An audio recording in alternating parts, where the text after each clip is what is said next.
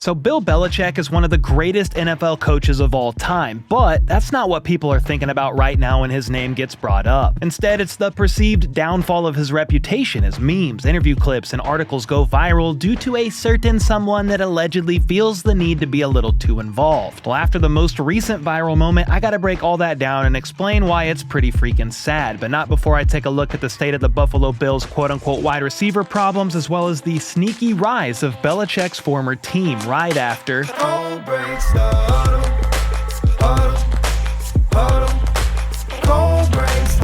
Alright, first up, the Buffalo Bills added to their wide receiver room after all. They signed former Jets and Browns receiver Elijah Moore to a one-year deal worth up to $5 million. And if you don't understand the context of why I said they added one after all, it's because a few days ago, their GM, Brandon Beane, had a bit of a heated exchange with a local sports radio show after the hosts questioned the team for not making receiver a priority during the draft. His argument was sound, saying nobody scored more points than the Bills last season, and they averaged 30 points a game. So why question the offense when the defense is what really needed the attention? Well, I think it's because wide receiver Mac Hollins signed with the Patriots. More on them in a bit. And then Amari Cooper is still a free agent, so that's two receivers down and none really filled through the draft, unless you consider the flyer they took on wide receiver Caden Prather in the 7th round.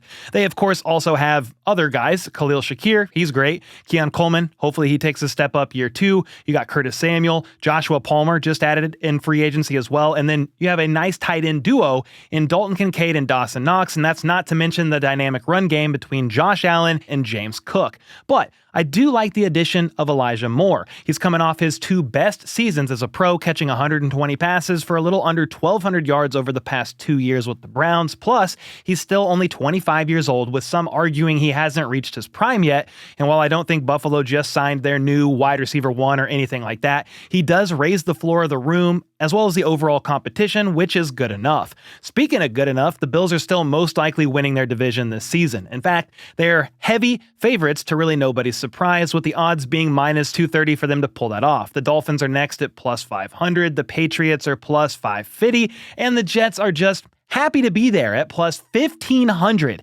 Anyone feel like putting $100 on the Jets to win $1,500? No? Okay, good. Me either. It's not hard to see why the Bills are favored by that much. They've won the division 5 years in a row now, going back to 2020, which was the first year that Tom Brady was no longer a Patriot. Buffalo was actually the only team to finish with a winning record in the AFC East last year, as Miami wound up going 8-9, the Jets were 5-12, and the Patriots were 4-13. So while Buffalo has dominated the East through the first half of this decade, I think the sneaky team to watch out for in that division is actually once again going to be the New England Patriots. They've been in the dark ages lately, making the playoffs once in 2021 since Tom Brady left, but now they've got their new coach and Mike Vrabel at the helm, plus Drake May has a full year of experience under his belt.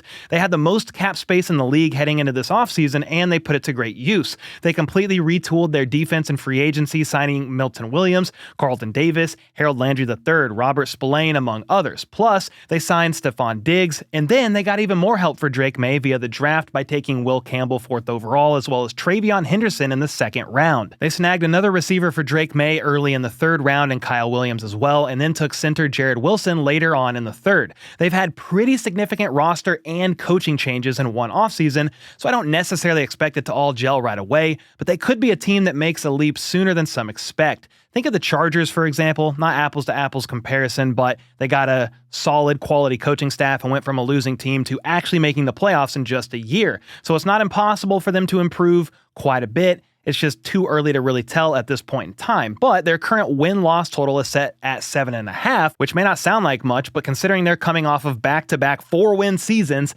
that's actually a pretty healthy projection for them. So I don't think they're going to win the division this year or next or anything crazy like that, but they are heading in the right direction once again as a franchise and look to be turning things around. It's all going to hinge on Drake May at the end of the day. He showed flashes during his rookie year, but wasn't without his struggles at times. In 13 games, he threw for over 2,200 yards and 15 touchdowns, but did have 10 picks and 4 fumbles. Improving the O-line and adding a reliable vet like Stephon Diggs should increase his floor and help him cut down on the turnovers, in theory, and that's also assuming Diggs is able to get back to his former self after recovering from that ACL tear.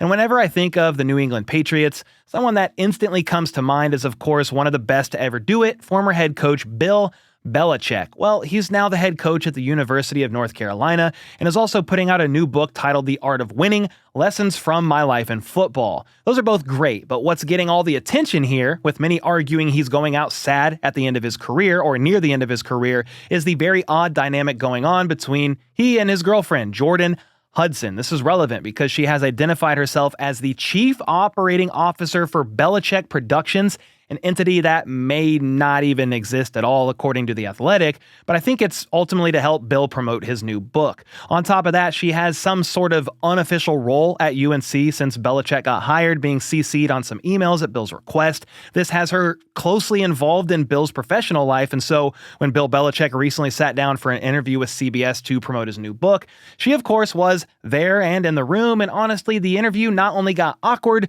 but it took a very weird turn. It started out when the interviewer Tony DeCopel asked Bill why Robert Kraft wasn't mentioned at all in his book. Well, that's of course kind of weird considering Belichick coached with the Patriots for 24 years. Not one mention of the guy that hired you. I know things didn't end on the best of terms, though they've done their best to keep it all professional, but that's pretty freaking crazy. Well, sadly, that was just the start of this interview going crazy, because the part of the interview that went absolutely viral online was when Bill was asked for details about his relationship with his girlfriend and how they met, but his girlfriend Jordon did not like that at all. How did you guys meet? Not talking about this. Apparently, that wasn't the only awkward moment either, with Jordon allegedly even storming out of the room and the shoot having to be delayed at some point for roughly 30 minutes. Well, after this interview came out, Bill actually put out a statement insisting that the expectation of the interview was to focus on his book and solely on the contents of that alone. He continued by saying that expectation was not honored, which surprised him, and he repeatedly asked the interviewer or the reporter that he preferred to keep the convo centered around his book, and it was only then that his girlfriend Jordon stepped in to reinforce his wishes. They aren't hiding anything, have been clear about how they met, and the snippet released was actually highly edited to suggest a false narrative. Okay, well, from there, CBS News actually fired back with a statement of their own the same day. Quote, "When we agreed to speak with Mr. Belichick, it was for a wide-ranging interview. There was no preconditions or limitations to this conversation. This was confirmed repeatedly with his publisher before the interview took place and after it was completed."